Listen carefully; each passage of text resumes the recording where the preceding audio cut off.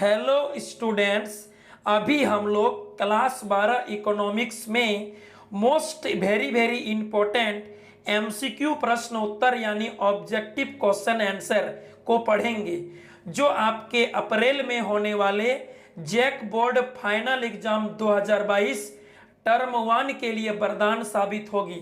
तो चलिए हम लोग वीडियो को शुरू करते हैं और क्लास 12 इकोनॉमिक्स में मोस्ट इम्पोर्टेंट 40 यानी 40 एमसीक्यू प्रश्न उत्तर को पढ़ते हैं, जो आपके साइंस, कॉमर्स, आर्ट्स तीनों एग्जाम के लिए वरदान साबित होगी।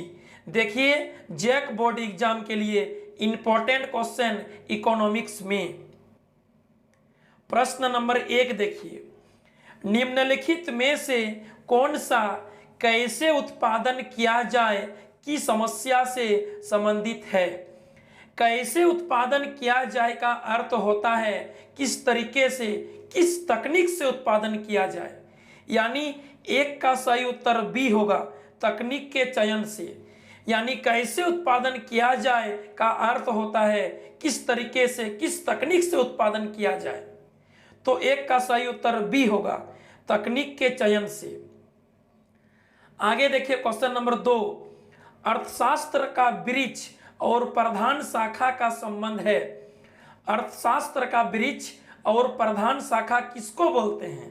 सामाजिक विज्ञान को, समाज शास्त्र को यानी सोशल साइंस को बोलते हैं। 2 का सही उत्तर ए होगा।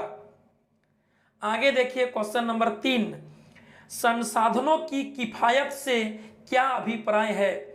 संसाधनों की किफायत मतलब होता है उसका ठीक ढंग से, बढ़िया से बुद्धि लगाकर प्रयोग करना, यानी 3 का सही उत्तर सी होगा, साधनों के बुद्धिमत्तापूर्ण प्रयोग करना।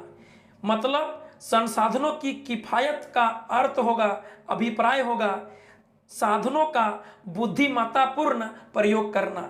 3 का सही उत्तर सी होगा। आगे देखिए क्वेश्चन नंबर 4, दुर्लभ संसाधनों के क्या उपयोग होते हैं। दुर्लभ संसाधनों के वैकल्पिक यानी अल्टरनेटिव यूज होते हैं, क्योंकि मनुष्य के पास साधन सीमित होने के कारण वह चाहते हैं कि सीमित साधनों से अधिक अलग अलग उपयोग पूरा हो। ठीक है, वह दुर्लभ संसाधनों से अलग अलग वैकल्पिक प्रयोग करना चाहते हैं। 4 का सही उत्तर सी होगा। आगे देखिए क्वेश्चन नंबर 5, किसी वस्तु की कीमत निर्धारण में किस किस की सहमति होना आवश्यक है। किसी वस्तु के मूल्य निर्धारण में, दाम तय करने में किसका किसका सहमति होना आवश्यक होता है, तो मांग पूर्ति का यानी क्रेता और विक्रेता का। ठीक है, 5 का सी सही उत्तर होगा। 5 का सही उत्तर सी, क्रेता एवं विक्रेता दोनों के द्वारा किसी वस्तु का दाम तय होता है। आगे देखिए क्वेश्चन नंबर 6, किस देश की अर्थव्यवस्था में सरकार की भूमिका अधिकतम है। तो समाजवादी अर्थव्यवस्था में पूरी सरकार के हाथ में अर्थव्यवस्था होती है, यानी यहां पर सही उत्तर होगा डी, चीन। चीन में, रूस में समाजवादी अर्थव्यवस्था है जहां पर सरकार की भूमिका अधिकतम है। 6 का सही उत्तर डी होगा, चीन। आगे देखिए क्वेश्चन नंबर 7, किसी वस्तु की एक अतिरिक्त उपयोगिता को क्या कहते हैं। किसी वस्तु की एक अतिरिक्त उपयोगिता को, एडिशनल यूटिलिटी को मार्जिनल यूटिलिटी यानी सीमांत उपयोगिता कहते हैं। 7 का सही उत्तर ए होगा। आगे देखिए क्वेश्चन नंबर 8, 2 वस्तुओं के विभिन्न उपभोक्ता बंडलों का सेट किस पर निर्भर करती है। 2 वस्तुओं का विभिन्न उपभोक्ता बंडलों का सेट वस्तुओं की कीमत पर और उपभोक्ता की आय पर निर्भर करता है कि उपभोक्ता उसका कितना मात्रा खरीद पाएगा, खरीदने के लिए तैयार होगा। यानी उपभोक्ता का वास्तविक रियल में खरीदने का क्षमता वस्तुओं का दाम पर और उसका अपना आय पर, इनकम पर डिपेंड करता है कि कितना मात्रा वो खरीद पाएगा। 8 का सही उत्तर सी होगा, उपयुक्त दोनों पर, यानी विभिन्न उपभोक्ता बंडलों का सेट वस्तु का दाम पर, उपभोक्ता की आय पर, दोनों पर डिपेंड करता है। 8 का सही उत्तर सी होगा। क्वेश्चन नंबर देखिए 9, सम सीमांत उपयोगिता नियम का दूसरा नाम है।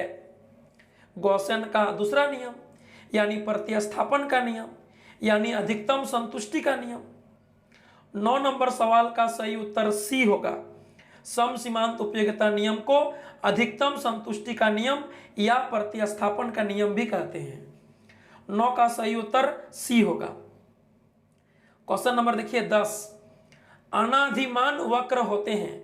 अनाधिमान वक्र मतलब उदासीनता वक्र, तटस्थता वक्र यानी इंडिफरेंस कर्व होते हैं।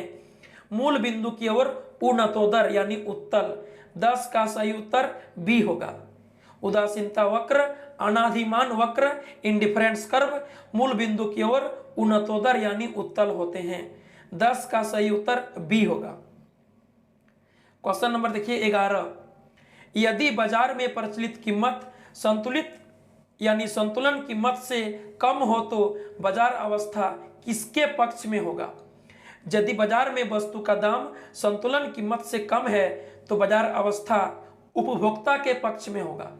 इस स्थिति में उपभोक्ता कम कीमत पर अधिक वस्तु खरीद पाएगा, यानी कस्टमर खुश रहेगा, अधिक खुशी हो मिल जाएगा उसको, क्योंकि वस्तु का दाम संतुलन कीमत से घट गया है। तो बाजार अवस्था उपभोक्ता के लिए अच्छा होगा, उपभोक्ता के पक्ष में होगा। 11 का सही उत्तर ए होगा। आगे देखिए क्वेश्चन नंबर 12, अति अल्पकाल में वस्तुओं की पूर्ति की लोच होती है, पूर्णतः बेलोचदार।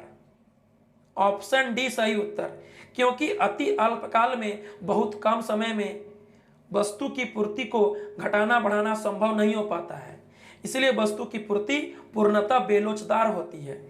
ES बराबर 0 होती है, शून्य लोच वाली होती है।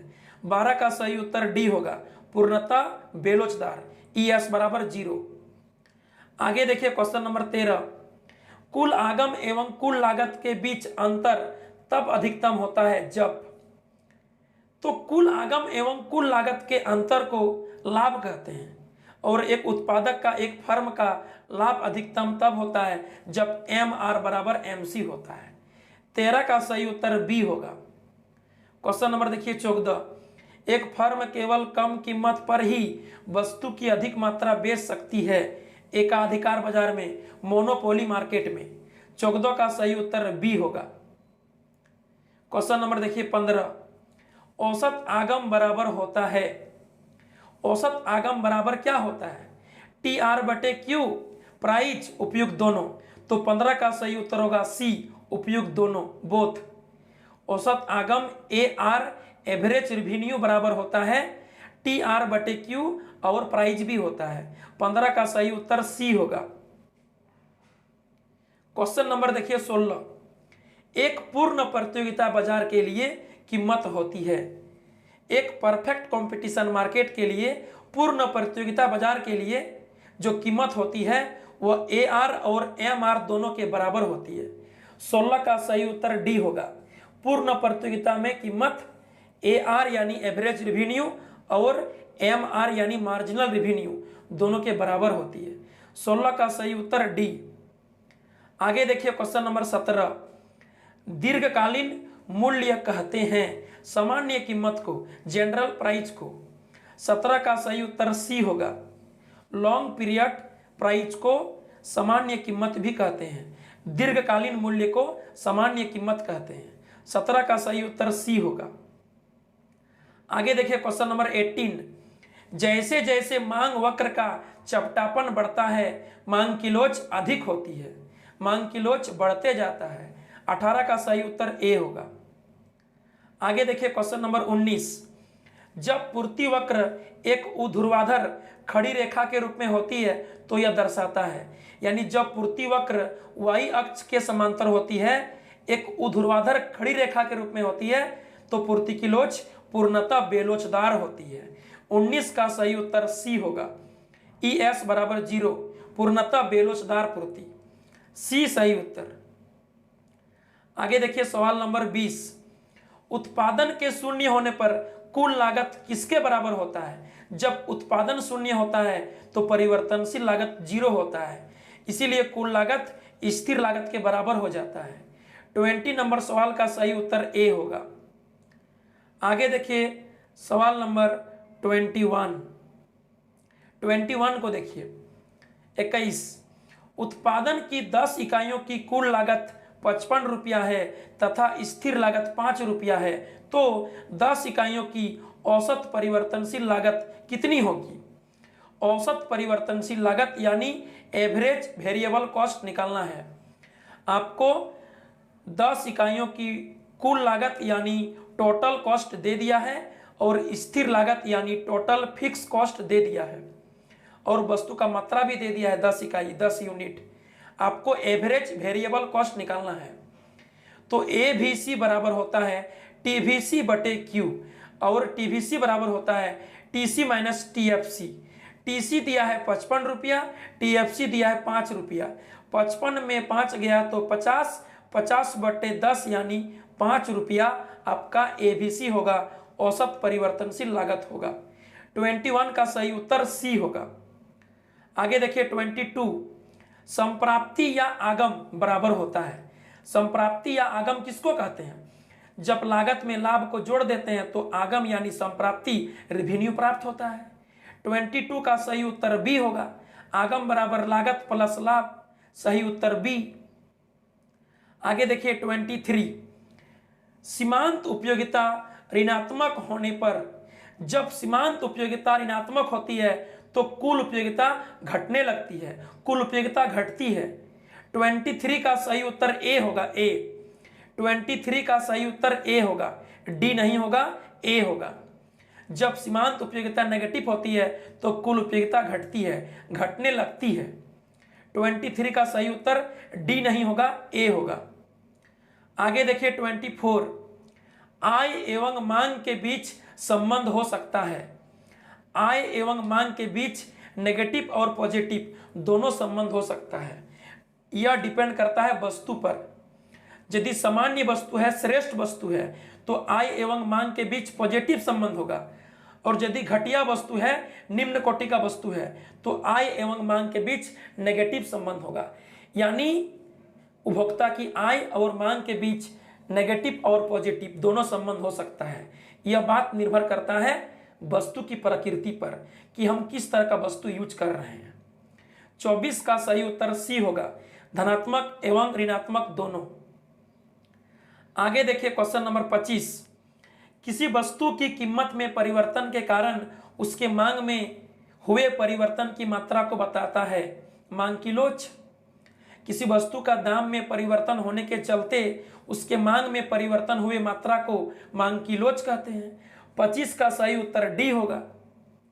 आगे देखिए सवाल नंबर 26, निम्नलिखित में सबसे कम मांग की लोच किस वस्तु की है? नमक का। नमक का मांग लोच पूर्णतः बेलोचदार यानी ईडी बराबर 0 होता है, सबसे कम होगा यहाँ पर। 26 का सही उत्तर डी, नमक का मांग की लोच 0 होती है।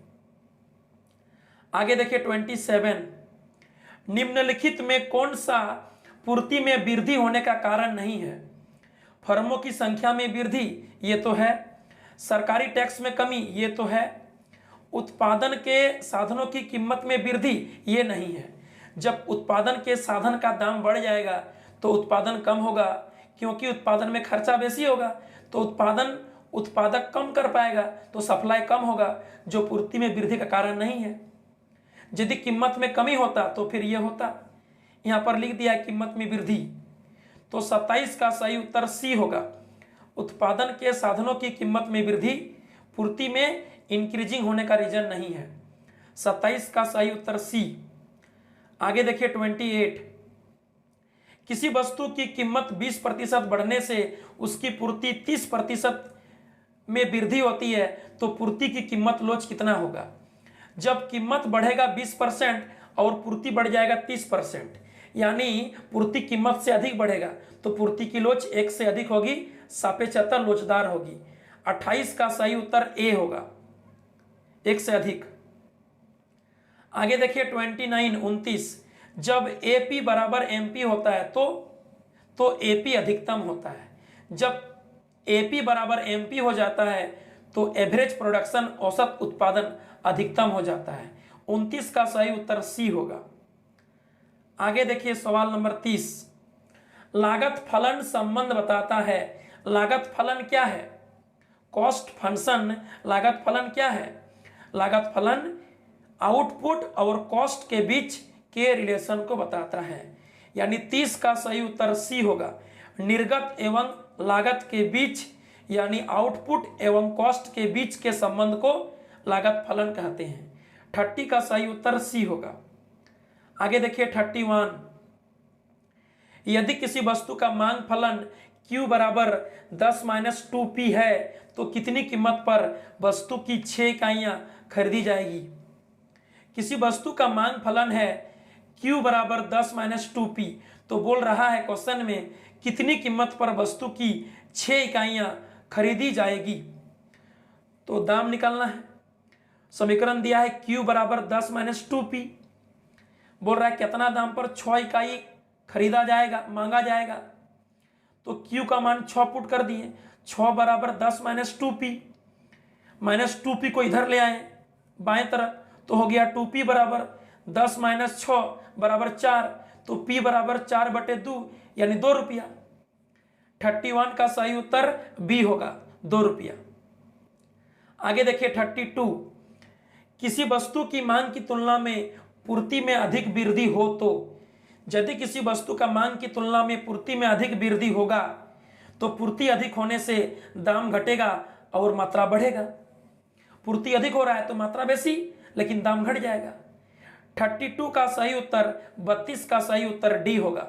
साम्य कीमत में कमी होगी और मात्रा में वृद्धि होगी। 32 का सही उत्तर डी। आगे देखिए सवाल नंबर 33, किस बाजार में सीमांत लागत कीमत से कम होती है?